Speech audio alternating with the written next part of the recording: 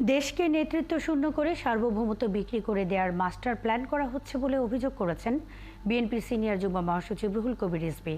নীল নকশার চক্রান্তের অংশ হিসেবে খালেদা জিয়ার খাবারে বিষ দেওয়ার অভিযোগ করেন তিনি।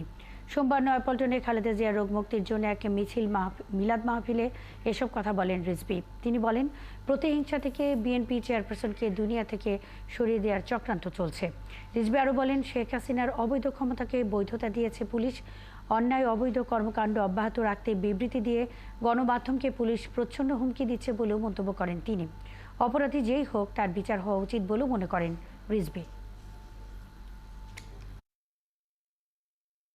যে নেত্রীকে দেখলাম পায়ে হেঁটে কারাগারের ভিতরে ঢুকলেন, সেই নেত্রী আসলেন হুইল চেয়ারে।